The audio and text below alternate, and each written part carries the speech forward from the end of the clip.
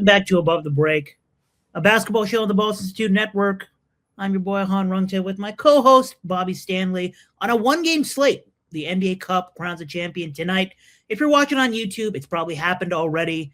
And it's time to talk a little bit about the Cup so far. Last time we filmed, we had bracket predictions. It started off very, very rocky.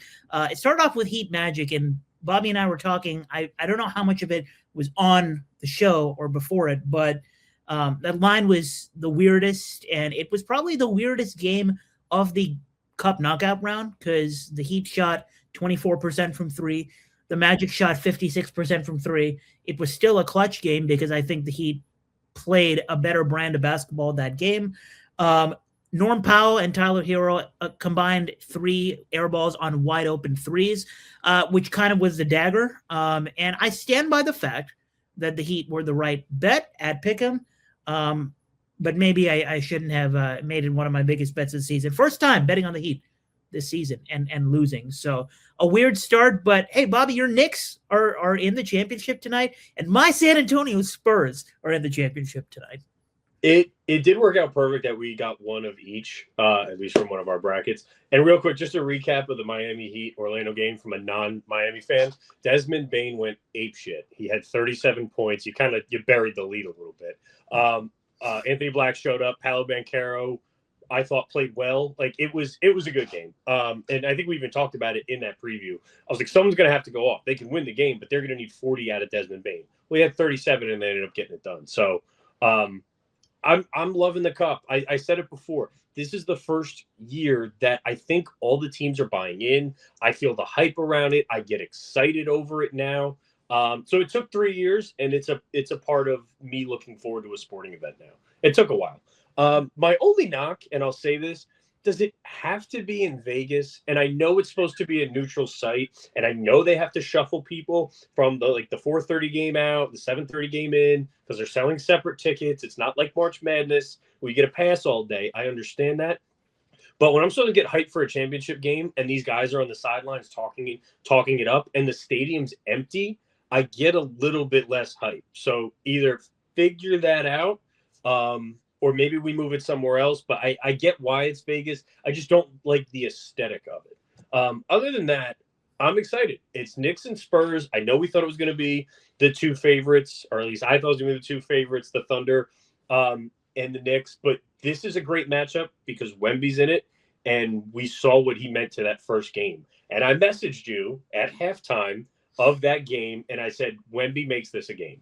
Yeah. That was the difference. It was like a light went on and everything changed. But what were your thoughts from that Spurs OKC showdown, which was awesome?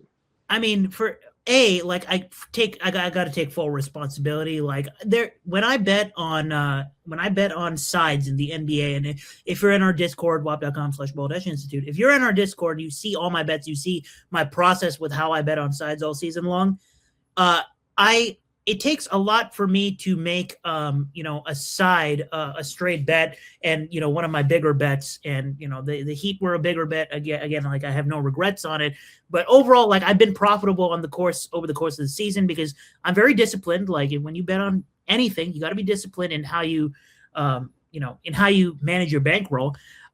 I was on the Spurs against the spread. I thought the Spurs are the best matchup in the league for the Thunder. I've said this on previous episodes. I got to take full responsibility for not sprinkling on the money line. I have nothing to show for the fact that I thought this was a legitimate chance at an upset. Hand up, it's on me.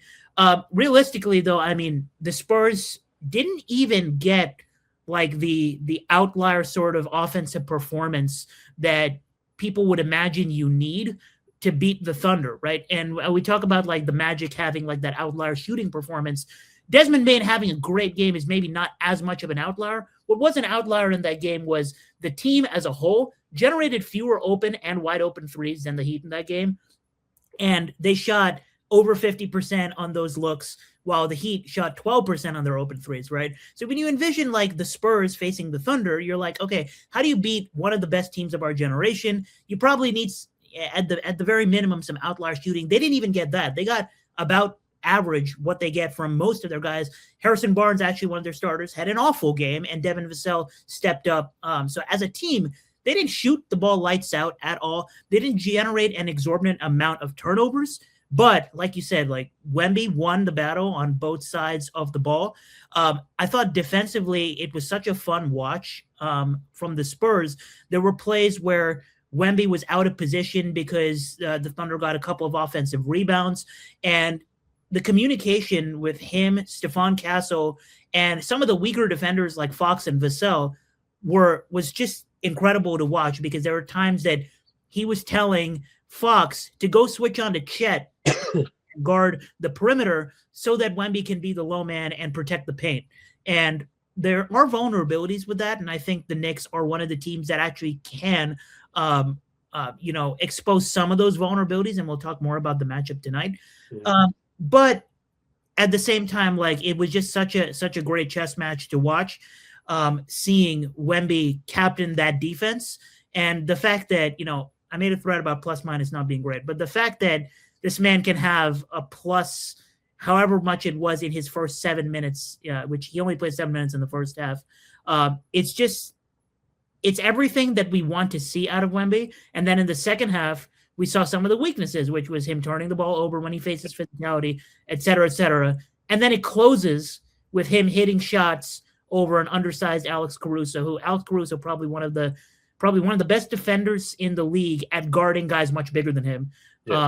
He hit the shot over Caruso, and also he was hitting free throws at a very consistent rate, which was a concern for him very, very early in his career. Him, combined with what Cooper Flagg just did a couple of days ago, like, we got to stop as a community overreacting to 10-game sample sizes to start a career, and maybe let people play and get a larger sample size before we have takes. So I'm glad we got a taste of what the Spurs are going to do for a very long time if Wemby stays healthy. I still do think that the Thunder, if they faced the Spurs team in a 7-game series, the Thunder would have no problem winning the series. But it was fun to watch the Spurs complete the upset in a game where they didn't actually even shoot the ball incredibly well. Yeah. No, a couple other things I noticed, and it was because of that. We talked about the Prime Vision, where kind of like with the NFL, where they shift the camera on Amazon and you get to see, from the quarterback's point of view, you get to see the whole field. They flip the camera angle and you're kind of watching like as the point guard brings the ball up, and you see the floor completely different. And I'm seeing the triple teams that Wemby's getting in the post, just on rebound situations. If that ball doesn't land exactly where you're expecting to go, you're giving up a shit ton of offensive rebounds every game. And it's little things like that where you have to allocate 3 guys on this one guy. And if it doesn't go perfect, it was blown coverage essentially, and you're going to get second chance points that way. The other thing I noticed that shifted in that game, as soon as Wemby checked out, the very next possession, Caruso went directly to the rim and finished at the rim. And it was an easy bucket in the first half. So it's just, if we get Wemby that can play 30 to 35 minutes a game in a 7-game series, I think it's a legit series. It's not 4, it's not 5, maybe it goes 6 or 7. But if we get a full unlimited bankroll of Wemby minutes, I think they can make that a series. But it was exciting. I'm excited for tonight. I know how the Knicks match up. We may want to talk about, but it's really been the Jalen Brunson show for the last 10 games. I mean, he's averaging 29 a game over the last 10. He had 40 in, what was it, round 2, 42? They look like a different team from last year. I can see it. You can see it. That you can make the case they're the best starting 5 in the league. It's either them or OKC, but it's pretty damn close. Second highest net rating in OKC over the last 10. Last year they were 8th overall in net rating. 3rd in points per game this year. They're 9th last year. They're slightly a tick better. They go from 13 to 11 defensively. I'm buying them as a title contender as presented. I kind of like their top 9. I kind of like Clarkson, McBride, and Kolek. Can they keep it above water in the non-Brunson minutes? And I think those guys can. You can mix and match enough of Cat and OG and Mikal with 2 or 3 of those guys and keep a competent NBA offense for 4 or 5 minute stretches. You won't lose a game like in a non-LeBron minute. So I like them. And I think tonight's going to be a really interesting matchup, because the biggest difference for me from going from OKC to the Knicks, what's the difference? it's spot up shooting from my best defensive guys. So if I look at Kason Wallace, Lou Dort, and Alex Caruso, they're all below. It's 35, 37, 31% from three. You need spot up shooters if you're going to beat Wemby. Well, I go and I look at OG, I look at Mikal, and I look at Josh Hart. 40, 40, and 38% from spot up shooting. If they get from three, if they get these looks tonight because it's drive and kick against Wemby, they're in a better position to do that than the Oklahoma City Thunder are. Yeah, I think you hit the nail on the head on the fact that it's a very different matchup. And Frostbros asked in the chat, like, do we think Brunson continues the tier? Like, to me, like the X factor of this game, there won't be just one player that steps up. You got to have multiple players to match the depth of the Spurs. But in the starting lineup, I mean, you mentioned the starting lineup. I completely sell the fact that they're ready for a 7-game playoff series, like as presently constructed. I do think, like, I've never dismissed the Knicks in a cup format. And this goes back to, if you're an OG and you've been following my bets for a while, like 2 years ago when the cup came to conception, the first ever cup future I placed was I picked the Knicks to win the cup 2 years ago. So it would be kind of full circle if they win it this year with Mike Brown as head coach, reinventing sort of this offense and this defense. But I've never dismissed the Knicks in a format like this, because I do think, like, top heavy talent, like you said, like the starting lineup, I think they're the best overall starting lineup in the East for a regular season setting, the 1-game setting, especially because, like, Karl-Anthony Towns, Mikal Bridges, OG Anunoby, like all three of those guys have all-star ceiling on a given night, right? Like they have that potential to play like an all-star on any given night. And they have those three guys along with Brunson and along with Josh Hart, who doesn't need to do a lot of scoring the basketball. He needs to create in transition, and he needs to be an active defender, both help side and on the ball. So they have a really complete starting lineup for this 1-game format. Where it falls short for me in a 7-game setting is that Karl-Anthony Towns' floor is going to really, really get exposed in a 7-game format. Now, I know he had a good playoff run with the Timberwolves, a couple of years ago. But to me, like, even the best version of Karl-Anthony Towns we saw in the playoffs, even that version was getting played off the court multiple times because of foul trouble or him not being able to, stay within himself defensively. And also just offensively, like when the whistle doesn't play to what he wants, right? Which he's moody. He wants something new every night. Some days he invites physicality. Some days he doesn't. When the whistle doesn't go his way, it affects the way he plays. So Karl-Anthony Towns really like the low floor and the high ceiling. It's why I respect the Knicks in a setting like this, and I don't respect the Knicks in a 7-game setting. And I think they need a lot more depth than just Mitchell Robinson in the bigs department, right? So Mitchell Robinson, I think, is going to be a big deal tonight because the way Wemby came off the bench and immediately made an impact on the boards, right? I mean, we know how great OKC's point of attack defense is, but those guys are undersized and will get out rebounded by a 7-foot freak of nature that knows how, where the ball is going, understands the IQ of how to get, rebounds without pushing off, stuff like that, right? So that he exposed that minor weakness, which, only really Wemby can expose. But Mitchell Robinson is a freak of nature in his own way, because when he will get rebounds that honestly he shouldn't, he's not in position for, and he has a knack for getting those offensive rebounds.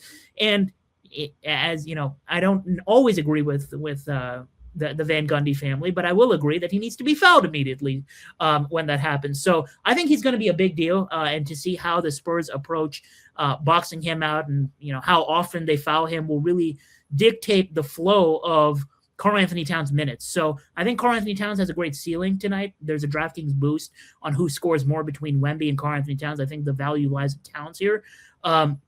Even though the paint defense for the Spurs have been really strong, bigs that can stretch the floor can be a little bit of a weakness. I mean, let's not forget, like, I know it was a while ago, but Joel Embiid dropped 70 on Wemby not too long ago. So Wemby doesn't have to face those bigs that can space the floor, who aren't the best player on the team, right? Like, they still have to deal with Brunson first. They still have to deal with OG Anunoby and Mikal Bridges both slashing. So Karl-Anthony Towns being an afterthought on offense on this team is an advantage an advantage for the Knicks because Wemby can't just tell De'Aaron Fox, go out and guard Karl-Anthony Towns for this possession because I'm going to play the low man. He can't do that in this matchup. So I think Karl-Anthony Towns has a really high ceiling tonight, but I like the Josh Hart and Mikal Bridges narrative as well for many reasons. But I'm curious to see if you are gonna, now that we don't have OKC Knicks,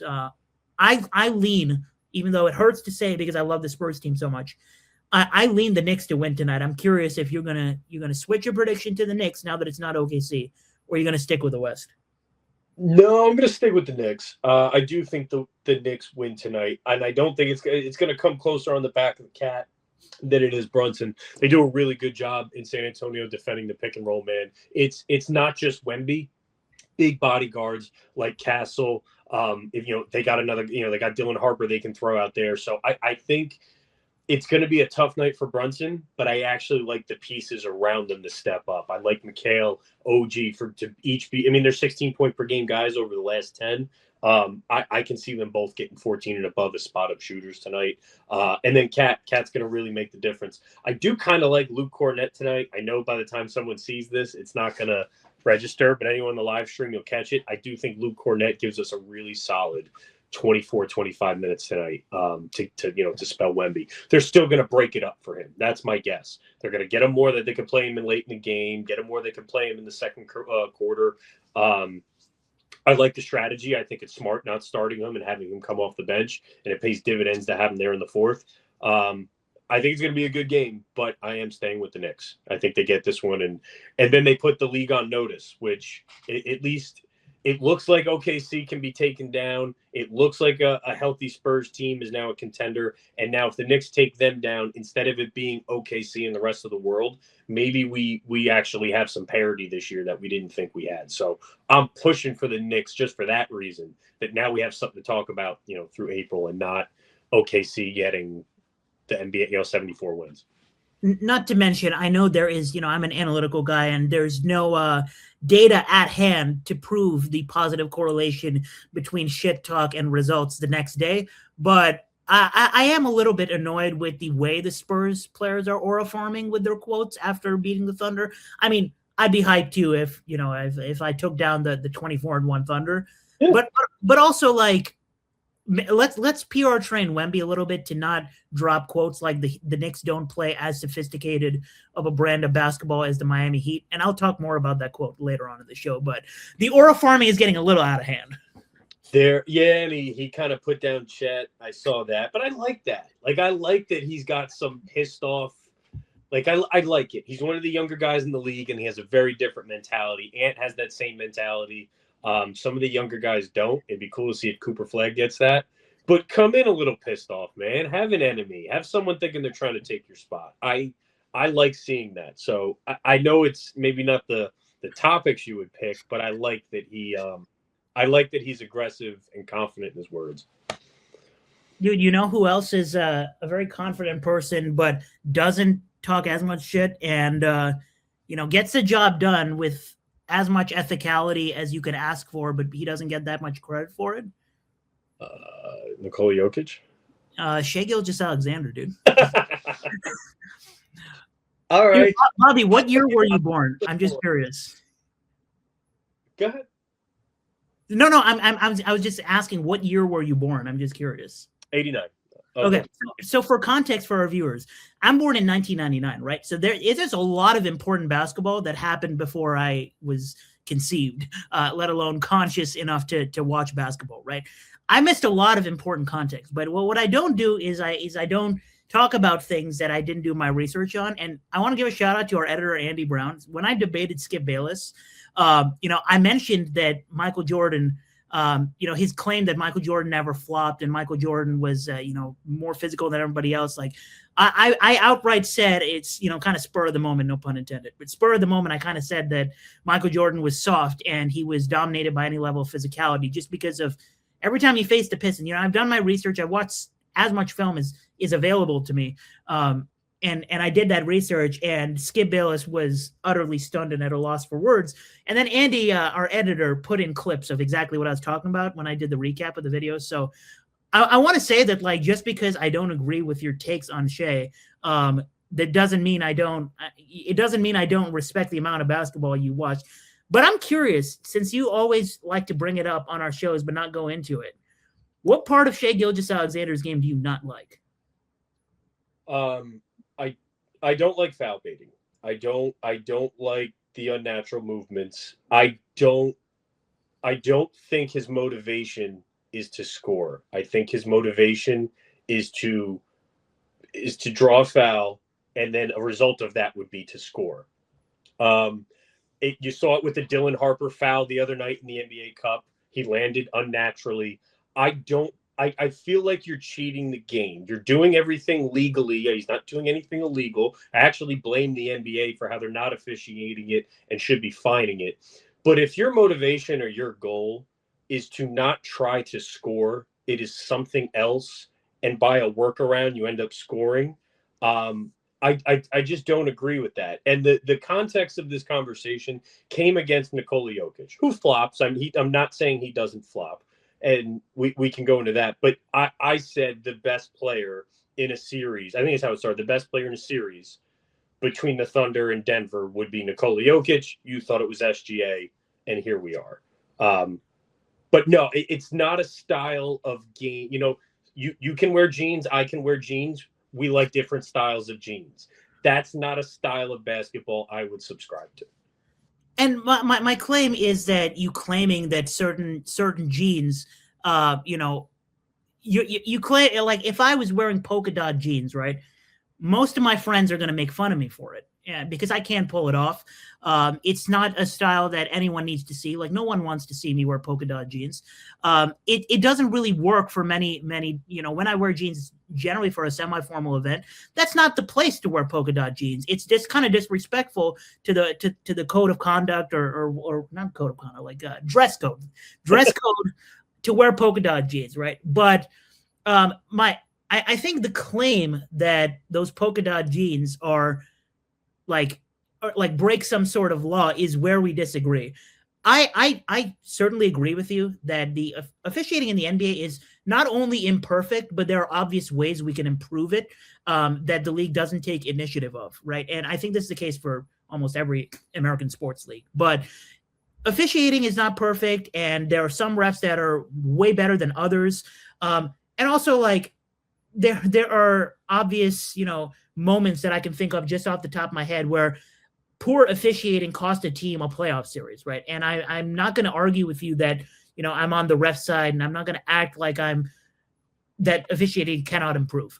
But I think the claim that SGA is a foul baiter and looking to score, or looking to get fouls and not score, I think the claim that he is on the level of a prime James Harden, or you know, not to throw strays, but Trae Young, like, infuriates me. It infuriates me to watch Trae Young play basketball. We were on the same page. You just named the top three of what this brand of basketball is, started by James Harden, where you're trying to get the guys to defend behind you, and you hit the brakes, and he hits you in the ass, and then you get rewarded with 2 fouls. I hate it. I think putting Shea in that category, and the way the way he draws fouls and putting them in the same category is it's not just disrespectful, like, it's not based in any fact. So let's talk a little bit about. Let's get your editor who pulled up the clips of Jordan flopping so that we can pull up the clips of SGA throwing his feet, faking an elbow to the face, all that good stuff, because they exist in this world that we live in. I don't think we're gonna end this. We're gonna end this show with, you know, clear clarity on, like, every single play that has happened in the careers of Harden, Trae, and Shea, and get, you know, clear-cut, conclusive evidence of one of us being right. But I will say this: let's start by just talking about Shea's numbers this year, right?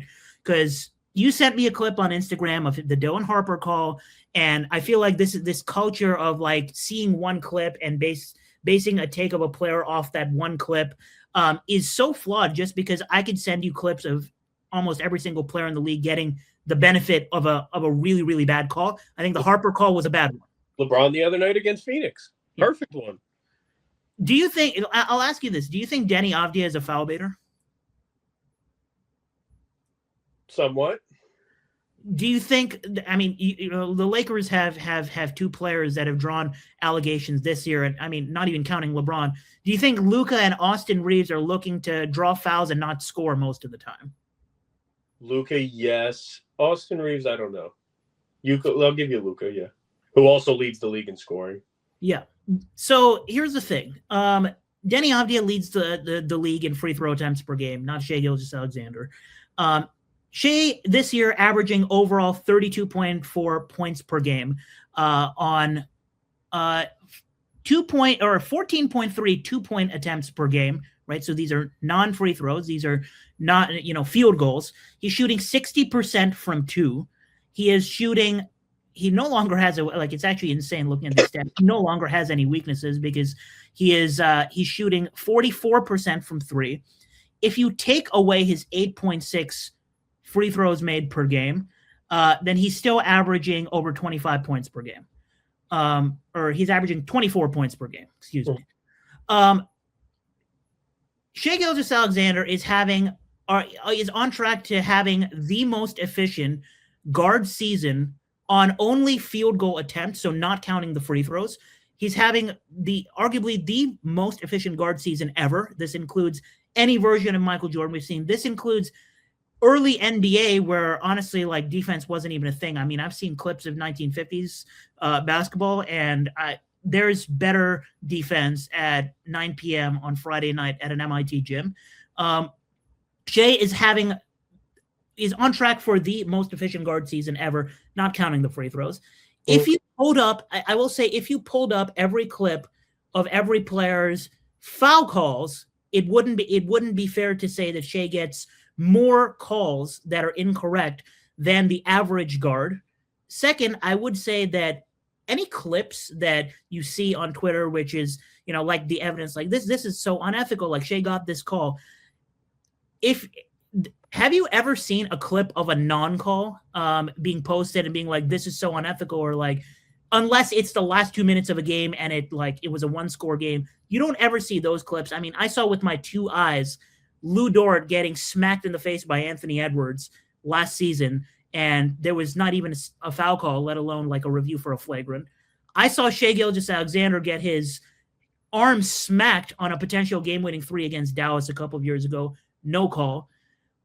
I think refs are bad in general, and I think there's no data that proves that Shai gets more calls than the average elite guard. And do some players get star treatment? Absolutely. But I think Jokic gets that star treatment. Luka gets that star treatment. Last night, the Rockets-Nuggets game was arguably the worst officiated primetime game I've watched this season. The Rockets, who generally get away with a lot of physicality, they were absolutely screwed. They should have won that game in regulation. They lost in overtime. And the last thing I'll say is, I lost my train of thought. No, I'm good. The last thing I'll say is, I think the NBA should do away with the last 2 minutes reports, because this, first of all, does not help anybody. Because I don't care as much about seeing the NBA admit, like, yeah, we were wrong about this call with 14 seconds to go, because I would then also want the NBA to admit, yeah, we missed this flagrant foul in the first quarter, which changed the entire flow of the game, because it was like Bam Adebayo's second foul, right? And he had to sit, right? I want transparency about everything, and we're never going to actually reach that point. Mm-hmm. And I think the last perhaps gripe you can have about Shai's game, because he gets to the line so much, is that it's not translatable to the playoffs. We were right that Prime Harden would not translate to the playoffs, and Kobe Bryant said it. When I said it, I was a madman. When you said it, you were a madman. When Kobe Bryant said it, people believed it, and he was right that it does not translate to the playoffs. And the reason he said is because he's ball dominant. He's at the top of the key, and he's looking to draw these fouls from the top of the key, and all the way to the basket, he's looking to draw a call. And in the end, it's either creating a bad shot, and he was a tough shot maker, or he would only pass for an assist. And Kobe didn't like Harden's game for that reason. I don't like Trae Young's game, and it, for the most part, has not translated to playoff success. You cannot say that about Shai, because in the playoffs, the physicality objectively got higher. I think that Timberwolves series last year, the refs were objectively favoring the Timberwolves more overall, maybe because they were the underdog, maybe because the Anthony Edwards narratives. I saw Shea get hit so many times with no call. You cannot say that any of Shea's game has not translated to the playoffs because he's gotten even more efficient on field goals in the playoffs. So I'm not sure where the narrative comes from that Shea is a foul baiter. I don't think he's at all in the same category. And I genuinely think he's the best player in the world right now. And if they face the Nuggets again, I will be on Thunder series spread because the Nuggets have zero chance. That's all fine. You want to call him the best guard in the league? Sure, I'll agree with you. He's the best guard in the league, the best guard on the best team in the league, probably the best team since the 2016 Golden State Warriors. He's not better than Nikola Jokic. That's how this conversation started. And all of your stats sound awesome until I bring Jokic's to the table, and then it's not a conversation anymore. So as long as we agree that Shea's the best guard in the league, I'm happy to move on to the game. If you want to talk about the best player in the league, we can talk about Nikola Jokic. I mean, I think the conversation was like, you think Jokic is the best player in the league because Shea is a foul baiter. And I think like he's the best player because he's the best player in the league. I just don't like Shea. I don't like the game aesthetically. I don't think it's enjoyable to watch. I know you said this year the free throws are down. Last year they were significantly up. Teams now they're significantly up. I think they were probably his career high. And he won the MVP for it. I think teams are realizing this and they have to adjust. We can look it up right now, but I'm curious if his free throws per game last year was at a career high, if it was the year before that, because then it's like, what was it? His free throws per game is higher this year. Do you know why? It's because he's so much better of a shooter, and he is one of the most efficient shooters in the league from every spot of the court, baseline twos, mid-range like elbow shots, and threes from every range of three, or from every zone of the three-point line, that he's literally unguardable if you don't jump on his shot fakes, if you don't meet him at the point of contact, it is impossible to guard him. So his free throws are up. And oh, by the way, if your star player, like if you're a fan of a team with a star player that's not in the upper quartile of drawing free throws, you shouldn't be worried about Shea drawing free throws. You should ask your star player to draw more free throws, because if Anthony Edwards actually drew more free throws, if Bam Adebayo, who's the leader and captain of my team, if he was better at drawing fouls, I feel like the Heat would be in a much better spot. I love Bam. I love Tyler. But I think both of them need to improve at actually drawing fouls. And the way you do that is not necessarily by flopping. It's by being so efficient at every spot of the court that when you do get contact, it has to get called. And we can disagree. We're going to disagree on the level to which Jokic does this versus the level to which Shea does this. We should ask another player in the league what their thoughts, because we're just fans. What's a guy who plays this at a high level? Oh, Anthony Edwards said, really hard to win with the calls that Shea gets. So someone who does this for a living has no metrics in front of him. He just watches basketball every day of his life, and he sees that this guy is being officiated differently than other players. To be fair, that came immediately after a loss. I don't think we can. Ime Udoka said after the Warriors series last year after a win against the Warriors last year, that we shouldn't complain about the refs, just play ball and react to the physicality. And last night he teed off on the refs all post-game conference. So I don't think we should take the words that people say after a loss too seriously. And if we're talking about Anthony Edwards in the same sentence as mature, English words in a time of adversity, maybe you've lost the argument. But no, man, he's the best guard in the league. You have my word.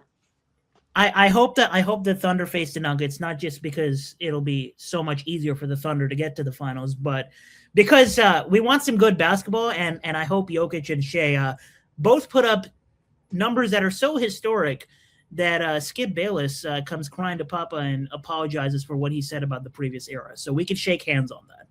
Yeah. All right, man. We got some fun games to play. All right, let's do this. It's time to take off the stress. You have a pair of players, and I have a pair of players. Yes. So let's play a game, a one-on-one mini game.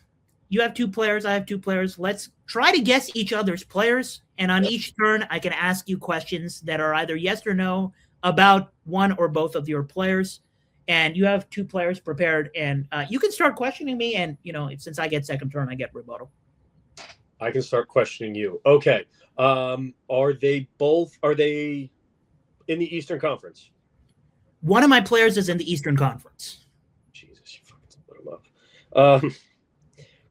I promise there's a theme. Are the players under 30? Both players I have are under 30 years old. Are both players? Oh, wait! I gotta go back and correct it. This might be a hint, but wait. One of the players I have is under 30 years old. Jesus. Okay, 130. Are both players all-stars, or have been an all-star? Neither player has been an all-star. Okay. One's 30, one's not an all-star. Are both players from America? Both players were born in the United States of America. One's from the East, one's from the West, one's 30, the other's under 30.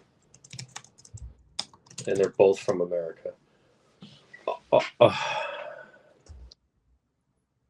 Did both players go to college? Both players did go to college. That's a terrible question. No, if they're over 30, they might still be at high school. All right, whatever. There's 6 questions in. You have as many as you can, but then I'll have to beat the number of questions. Yeah, East, West. Well, mine's easy because I didn't do it the way you did it. I promise you, there's a theme. I know there is. East, West, 30. Are both players front? Are both players in the front court? One of my players plays front court as one of his primaries. One backcourt. 30 under. I believe you're 7 in. What's up? I believe you're 7 questions in. Yeah. Oh yeah, it was dumb because I exited. Jesus. If I want to, can I guess one of the players? Or I have to guess the pair. Yeah, you. If you get one, you can get one first, and then work on the other one later. Anthony Davis. No. Karl Anthony Towns. No. Oh, he's not under 30. I mean, an incorrect guess counts as a question, to be fair. Oh, okay. Yeah. One's in the front court, one's in the back court. Are they both African American? Yes. Both of them are African American. That helps. Trying to be technically correct, yes. Well, they're American. That was the first question. Yeah. Jesus Christ. So we narrowed it down to 80% of the league.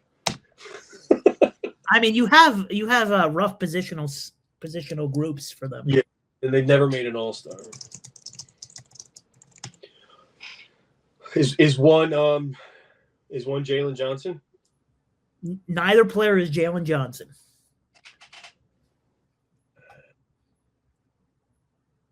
Andy's gonna have so much fun editing this.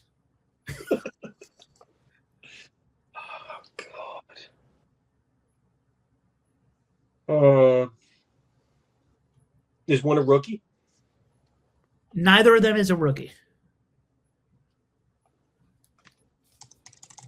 You're so warm on a couple of these questions. I think you're just suddenly going to get what's going on. I mean, I haven't really gotten that specific. We're still about 70% of the NBA right now. Maybe not 70, but even if it's 50, it's fucking hard. I mean, to be fair, when I played this game against Max, I sucked. Like, it took me so long for MLB. So it's not like I'm a master at this game either.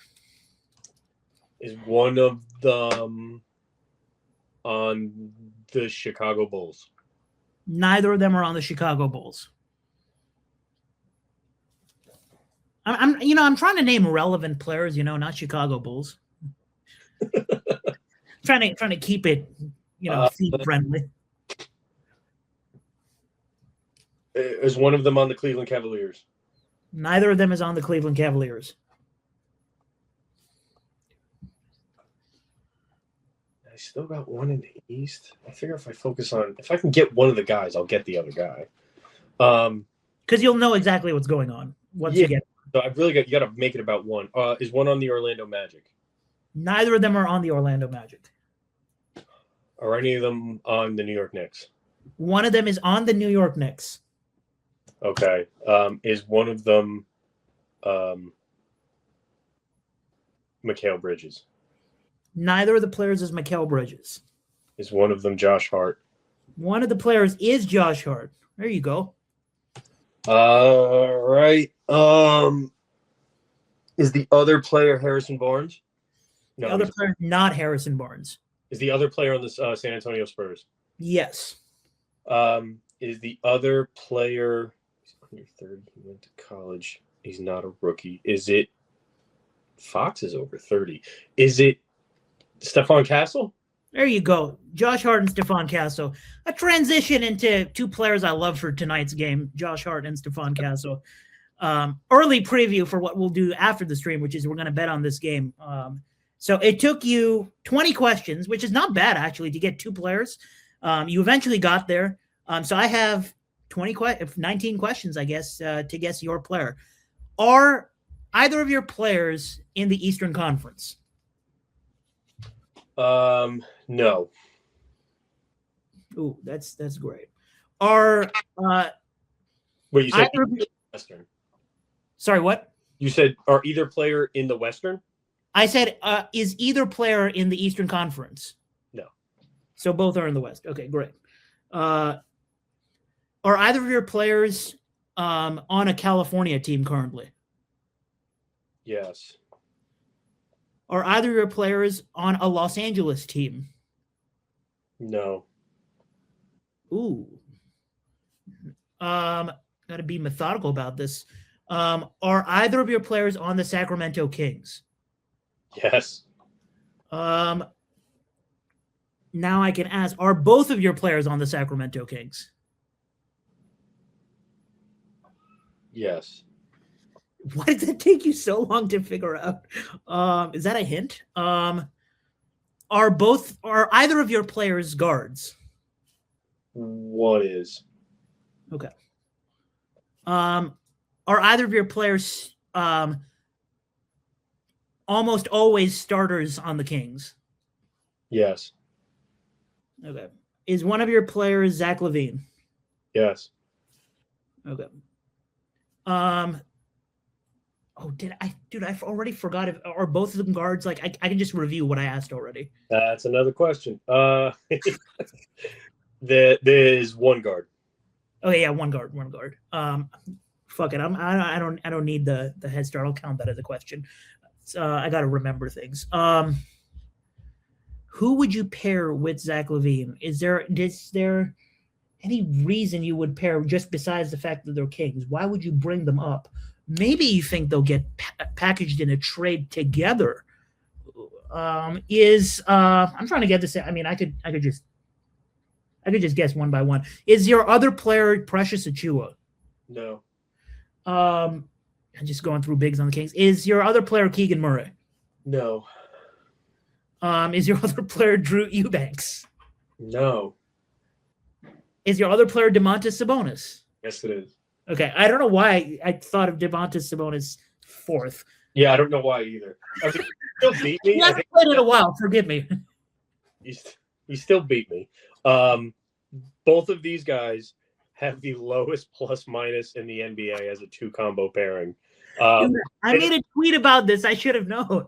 Minimum, I think it was like minimum 20 minutes per game or something. They play 29 minutes per game, and they have a negative 13 plus minus. Yes, they are both getting shipped out. I actually had two ready. The other pair was Chet Holmgren and Jalen Williams. So I had the highest 2 plus minus and the lowest 2 plus minus. But you smoked me, dude. Once you got to the West and you're like California, that was genius because you could chalk off like 5 teams right there. Yeah, Or the California trick either is a high upside play or a low floor play, you know. that was your California question, I think, is what sealed it. Because it either took out 5 teams or narrowed it down to 5 teams in one question. Yeah. Well done. Dude, thank you. I love the theme too. We always have room for hating on the podcast, and I'm not gonna really hate on Zach LaVine. Great dude. I know this for a fact, but yes, correct. He doesn't play like a defense. All right, dude. Speaking of hating, we got to end the show with a worry meter, right? We've got the Knicks and Spurs playing in a couple of hours. These are two teams that are on the up. We both think the Knicks will win tonight. But we talk about the Eastern Conference being wide open, and in a sense, the Thunder, as you mentioned, the Thunder losing kind of made it seem like the West was a little bit more open than initially we thought. But let's talk about some fringe teams that have been reeling lately. And I feel like, in a manner of speaking, both of our teams can be criticized for what they've done recently. And you actually wrote a blog post on this in our Discord. You highlighted the struggles of the Lakers recently. So what's going on with the Lakers?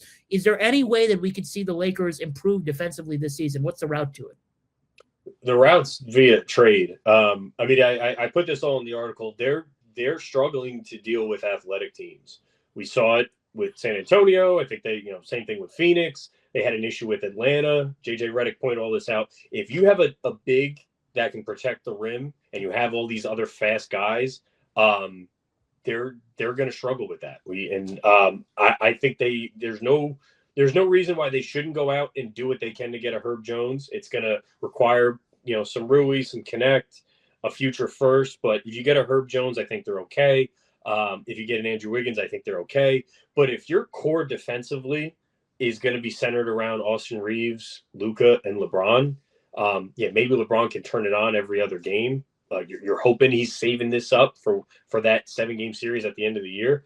They're going to be in some trouble. So my worry meter is at like a 7.5, because if they don't do anything with this team, it's not going anywhere. And we'll see what they do before the deadline. Apparently, new ownership is highly motivated to make this team work. I'm curious what that means and what they can ship out versus get back. But Herb Jones will be at the top of my list. I saw a tweet that Herb Jones wasn't going to be available. Then I saw a tweet 2 days later saying Herb Jones is available. So, lesson number 1, don't believe everything you see on the internet, no matter what the sources are.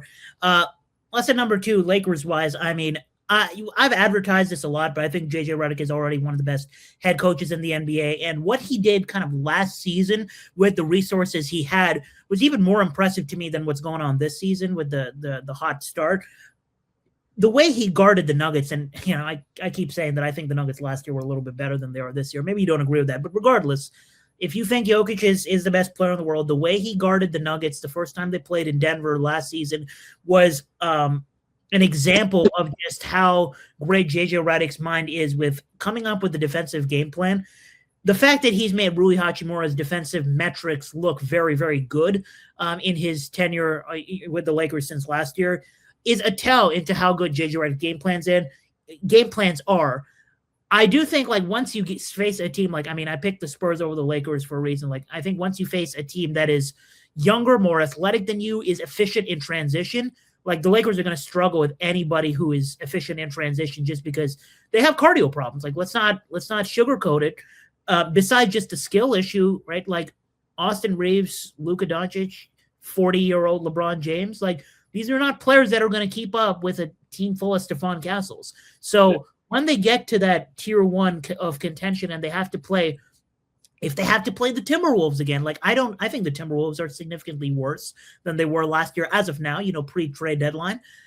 If they have to face the Timberwolves, I'm not confident that the Lakers can beat the Timberwolves. So my worry is certainly there. I think that, I bet a future on the Lakers to win their division in the regular season. I still think that's in pretty good shape.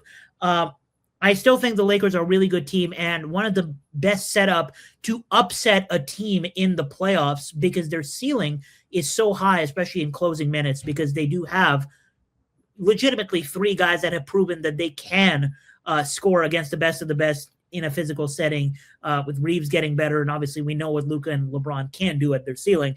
But I completely agree with you that their floor is so tapped by the fact that it's so easy to expose them in transition. My worry for them is a 5, only because I trust that they will do something at the deadline, and whether it will be effective enough to make a leap in the playoffs, that's up for debate. Or that's up to see what's available, right? If they can land Herb Jones, if they can even land Trey Murphy, which I think Herb Jones is way more likely, but if there were rumors that they called about Trey Murphy. If they land someone that can make them more athletic, that could take the pressure a little bit off of a Rui Hachimura, or well, Rui's going to have to go. Any deal they do is going to have to include Rui.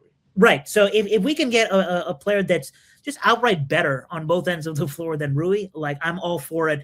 My concern level is a 5, just because they're probably one of the teams I'm most confident in will make an attempt to up their ceiling at the trade deadline, which I cannot say as much about my own team, which we'll talk about next. The Miami Heat have lost 5 in a row. And I want to bring this quote up again because I think it's pretty telling, and it speaks to the level of ball knowledge that some people on Twitter have, which is Victor Wembanyama today said, Chris Haynes asked him about the matchup with the Knicks. First of all, he rolled his eyes, and you can go watch the clip. He said, yeah, the Knicks are super physical, so we got to have to deal with that, which, again, like, let's not aura farm by not giving the Knicks credit for how much skill they do have. But also when he said, like, they don't play as sophisticated of a brand of basketball as, and immediately I thought he was going to say, like, the Thunder, because they just beat the best team in the NBA. Maybe he's going to give them credit. He mentioned the Thunder second. He mentioned the Heat first, and then took a pause and then said, and the Thunder. The fact that Victor mentioned the Heat as a sophisticated brand of basketball, and all the comments are Miami Heat fans saying, how does this guy think that the Heat are sophisticated?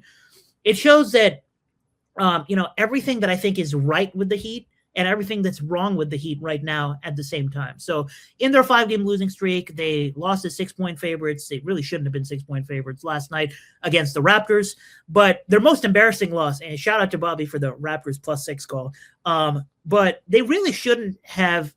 There is no excuse in the modern NBA, in the big year of the Lord 2025, to lose to the Sacramento Kings in a blowout at home. I don't care who is available. If you're a team aspiring to be in the playoffs, you cannot lose to the Sacramento Kings, especially with no Sabonis, right? So you cannot lose that game. Everything that's right with the Heat is kind of highlighted by what Victor says, which is they have the best head coach in the NBA. No one prepares better than Erik Spoelstra. Nobody draws better after timeout plays over the last few years than Erik Spoelstra. And also, like, I think Victor mentioning the Heat being a sophisticated brand of basketball in the context of physicality says something about Bam Adebayo, because Victor takes his matchups against Bam very seriously. He's talked about Bam before as one of the best defenders in the league, and he struggled himself when he's had to go up against Bam. So the fact that the Miami Heat have Bam Adebayo anchoring that defense, and the fact that they have one of the worst defensive lineups in all of the NBA when Bam is off the floor, kind of highlights everything that's wrong with this team, which is the team is deep, but at the same time, they aren't deep in the right ways. Pause if need be, but Khalil Ware just, I'm sorry, Bobby, I'm too young for this. Khalil Ware just cannot get playing time in a playoff series against a team with athleticism. Bobby, you were pointing out to me before the show that the Heat have not beaten a team that's top 5 in transition efficiency. Did I quote you correctly? Yeah, top 5 in transition like top 5 percentile in transition defense. Yeah, transition defense, right? Which makes a lot of sense because the Heat, the philosophy this year with the new offensive coordinator was increase the pace of this team, be number 1 in the NBA in pace, and run. The caveats of that is, one, if a team is so much more athletic and skilled than you defensively, like a Spurs team, which they lost to earlier in the season, or if they, God forbid, have to ever face the Thunder, if you face a team that can match that level of pace defensively and cut out those like 20-ish free points that you get in transition, the half-court offense is going to struggle because to carry you, because at the end of the day, if a team has a defender that can lock down Tyler Hero, or if a team has paint protection that can lock down Bam Adebayo, you don't have that generational superstar that you traded away last season that can bail you out during adversity, right? So I'm glad in a way that the Heat had success early because it showed them that they're closer to contention in the conference than many thought. And I'm glad that they're struggling now well before the trade deadline because it's a wake-up call that this is not enough. And if the Heat want to actually contend in the East anytime in the near future, the move has to be Giannis. And if Giannis doesn't force his way out, I don't see a route to the Heat landing that other guy that's going to make them, better than the Knicks come playoff time, whatever. Better than the Pistons come playoff time. And hey, if Jason Tatum comes back, the Celtics might beat this current Heat team. Who knows? So my worry level for the Heat right now is a solid 6, and it's a higher than the Lakers, even though it's higher than the Lakers worry meter, because I am not convinced over the last couple of years that Pat Riley will look the trade deadline in the eye and do what he can to get that guy. So yeah. I don't know how you feel about it. I think your level of worry depends on your level of expectation. I didn't have any expectation for Miami to be anything other than a first-round exit, and I still feel pretty comfortable about that. They're a talented team. I know, a couple guys are banged up. They're not healthy right now. They definitely have a bunch. It'll be curious to me. It is curious to me how they act at the deadline, because Andrew Wiggins' name is thrown out constantly. Do you have a player in Tyler Hero that you can go and get a significant player to upgrade your roster? They do. That trade can be made. It's just a matter of who's out there. So for me, I'm not worried about the Heat because I didn't have any lofty expectations of Miami. I know it was a wide open East going in. Now we see where Boston is, 15, 20 games into the season with a healthy Jason Tatum. Now they're up there with New York, in Orlando, and Detroit. And that kind of solidifies what I felt about Miami. They're a first-round team. They'll be a bitch in a 7-game series. It's not going to be an easy out. No Spoelstra team ever is. But I still feel that way about them right now. So they haven't changed versus where I thought they were going to be in 6 months from now. I feel you. This is a team I wanted to talk about with you because it is a West Coast team. I don't get to watch them as much. I've seen kind of clips here and there. And obviously, I catch a lot online. What do you think about Golden State? Because there's a lot of talk about Kerr double down on the starting 5. Curry's not getting any help. Jimmy Butler isn't what they were expecting him to be. They're not getting any younger. They've completely tanked what Kuminga's stock could have been. They're not even playing him at this point. So what's his value versus the market? So I don't watch enough watch them to have a good, strong opinion. But it sounds like the wheels are falling off and there's not much they can do about it. Maybe a Kuminga and a Podziemski trade, but what does that get you? Older. That's what it gets you. It gets you older. My take on this is very brief. My worry level is an 8. The issues are threefold. Number one, I disagree that the Warriors are. I disagree with the consensus take that the Warriors are not getting what they expect from Jimmy Butler. I think it's pretty telling that this was a real thing that happened. That a fan messaged the Warriors or emailed the Warriors and said, "Please, let's get Jimmy some help." And the response included, Jimmy is not the problem, and we're doing our best to get him help.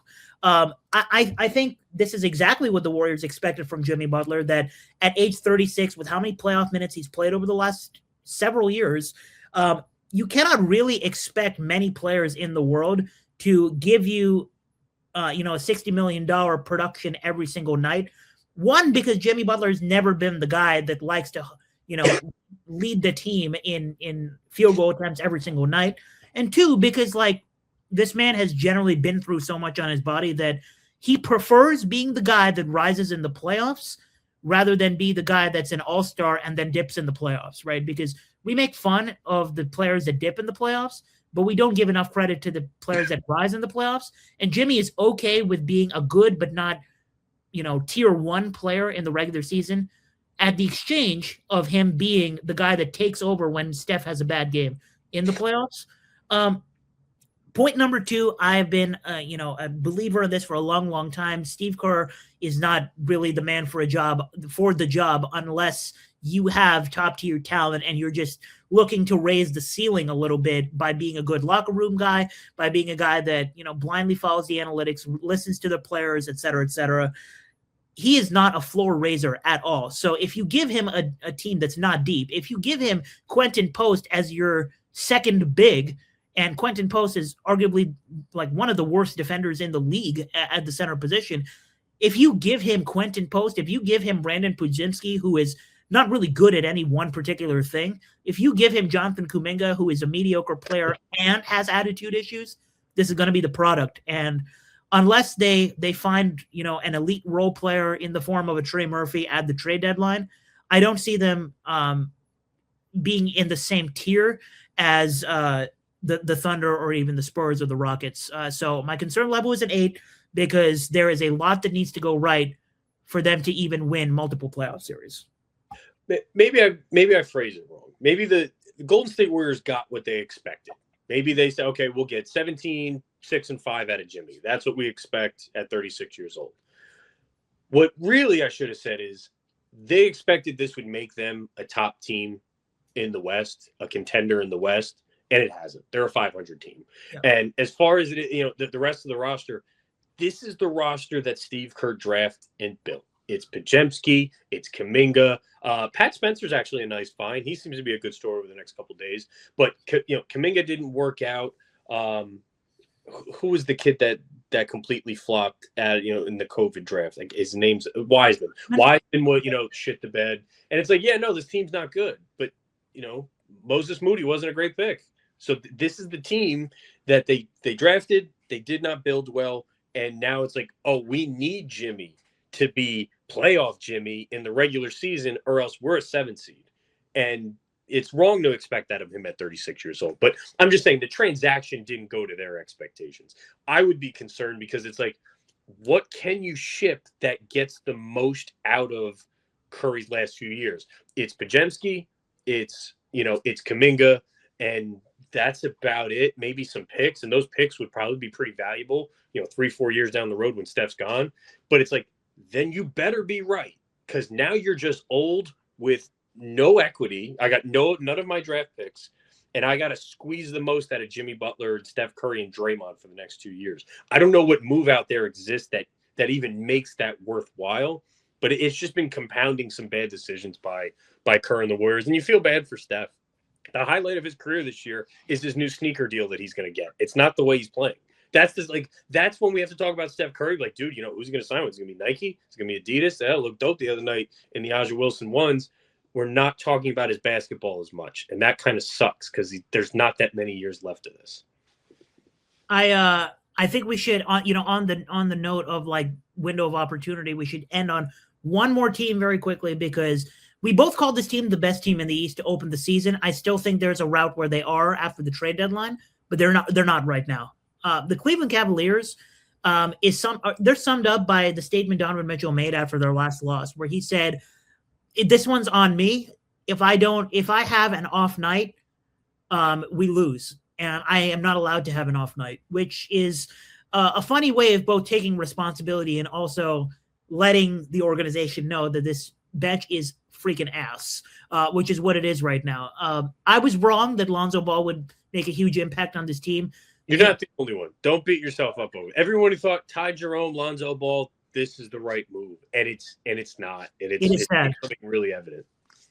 It's really sad, and I still think Larry Nance can be a useful player for this team come playoff time. But this is not a regular season rotational guy.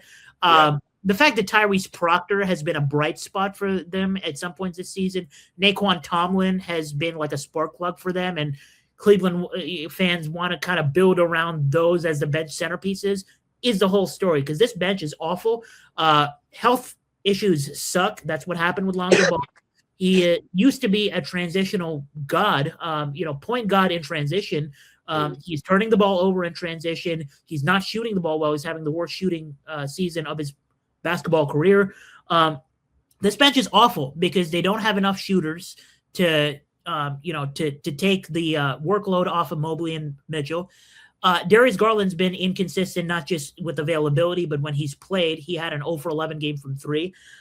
There's not a single player on this team outside of Donovan Mitchell and Evan Mobley where you could be like, yeah, that dude in a good matchup, he is going to give us production that could win us any game, right? So this team is not deep, and they would right now have the floor of being a second round exit. My worry level for them is a 9 because this team I thought was the best in the East, and they don't have the assets to trade for another the guy. So at this point, they've got to rebuild their bench from scratch, and the window is closing. They're over the second apron. They don't. Assets are relevant. They are locked into this team for better or worse to the end of the season. Yeah. They couldn't make a move if they wanted to, and they're going to have to take a page out of the New York Knicks book and go, here's our 6 guys. It's Donovan Mitchell, Evan Mobley, Garland, DeAndre Hunter, Jared Allen, and Sam Merrill. And I know you said they have no shooters because Merrill's been out. He's shooting 46% on like 9 threes a game. He's a shooter. But they got 6 guys, and they have to run these guys into the ground the rest of the year, which they've already started off with injuries. If they hypothetically like ran them all like 28, 30 minutes plus and limited their bench to like just Jalen Tyson and some Lonzo Ball minutes and only Dean Wade if you put a gun to their head, if you did that and squeaked into the top 5 in the East and you somehow remained healthy, you got to shrink that lineup even further in the playoffs and get that down to like a smooth 7. Their margin for error is so thin. They have no ability to make a move. I would be all warning signals against what the Cavaliers have to do. But it's going to end up being, we got 6 guys and you're all playing 28, 30 minutes a night. Sorry, because there's no other option right now. I first of all, I apologize for forgetting about Sam Merrill. I've won so many bets with that guy and lost so many bets with that guy. So I love him and hate him at the same time. But he just hasn't been playing lately. That's why he's not at the top of your head, but he can shoot. I think it's so telling that you said they have these 6 guys in their entire team that they're going to have to run into the ground. And last episode, I said that the Spurs are going to beat the Thunder because they have 6 guys that can shoot the lights out of the ball to help their starting lineup. So the difference in depth in those 2 statements is what's really telling. Yeah. This was our longest episode of the show so far, but for good reason. I mean, I had a good time, and I'm so excited for this Knicks Spurs game. I think the Knicks are going to win, but I'm rooting for the Spurs.